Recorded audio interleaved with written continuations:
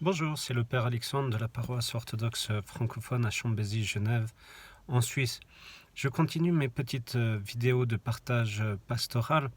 N'hésitez pas à vous abonner pour recevoir une notification quand il y a une nouvelle vidéo. Et n'hésitez pas non plus à me transmettre des idées de sujets dont vous voudriez que je traite dans ces petites vidéos. Aujourd'hui, je voulais vous partager un événement que j'ai vécu hier qui m'a beaucoup touché. En effet, je constate qu'il y a de plus en plus de pauvreté, mais surtout une pauvreté cachée. Et oui, même en Suisse. J'ai déjà entendu des gens qui m'ont dit ça n'existe pas la pauvreté en Suisse. Malheureusement, oui, nous l'avons. Et en effet, hier, j'étais vite allé faire une petite course chez Denner, sans faire de publicité. Denner, c'est un magasin alimentaire qui n'est pas très cher. Donc des personnes qui n'ont pas beaucoup de moyens souvent vont dans ce magasin. Et j'étais en train de faire la queue à la caisse et il y avait deux personnes devant moi et celle qui était en train de payer ses courses, c'était une jeune maman avec deux enfants de l'âge de 6 ans, je pense, 6-8 ans. Et j'étais tellement touché parce que je voyais cette dame qui comptait finalement chaque produit qu'elle achetait, des produits de première nécessité, de la nourriture tout simplement. Et arrivée à la fin, elle n'arrivait pas à payer. Et elle enlevait petit à petit ses produits et tout cela.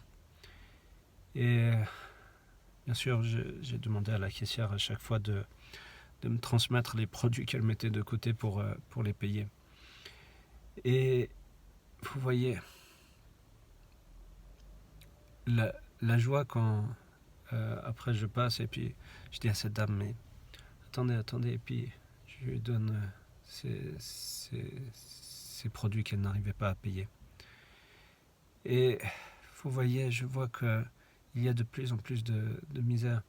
Et je ne sais pas pourquoi, à ce moment-là, je me suis rappelé de ce passage de l'Évangile dans Marc, au chapitre 12, versets 41 et 44, où le Christ se met dans la synagogue, se met en face du tronc et regarde ceux qui mettent de l'argent. Alors, il y a différentes personnes qui va et qui met de l'argent. Et après, il y a une dame, une veuve pauvre, et qui met juste quelques petites pièces. Et le Christ a été touché et va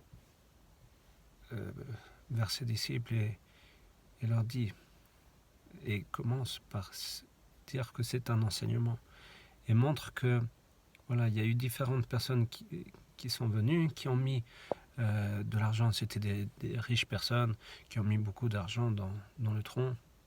Et il y a eu une femme pauvre, vraiment pauvre, qui a donné le seul argent qu'elle avait, le peu qu'elle avait, elle donne à l'église.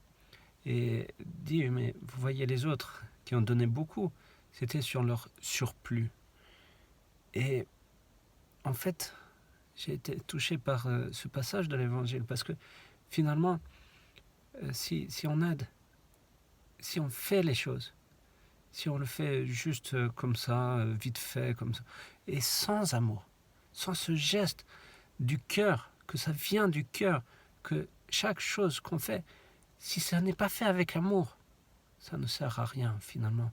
C'est du surplus. Il faut faire chaque chose avec amour.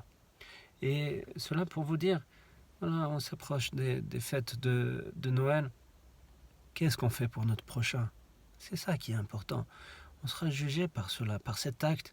Si on aime l'autre, on aime Dieu, on aime véritablement Dieu. Alors, faites des choses pour votre prochain, dès que vous pouvez, même... je sais, on a beaucoup de choses à faire, beaucoup de travail et tout cela, mais si on le prend sur notre temps pour notre prochain, on le fait aussi pour Dieu. Et justement, je soutiens personnellement cette action de Frater Noël, qui est une association qui agit durant cette soirée du 24 au 25 pour donner à manger aux gens qui sont dans la rue, les gens pauvres, qui sont vraiment touchés par la misère, et pour qu'ils reçoivent pas seulement de la nourriture, mais de la chaleur du cœur, que ça vienne de notre vrai amour. Alors, si vous avez l'occasion de faire des choses comme cela, faites-le pour votre prochain. Il y en a vraiment besoin. Je vous souhaite à tous une belle journée. Que Dieu vous bénisse et à bientôt.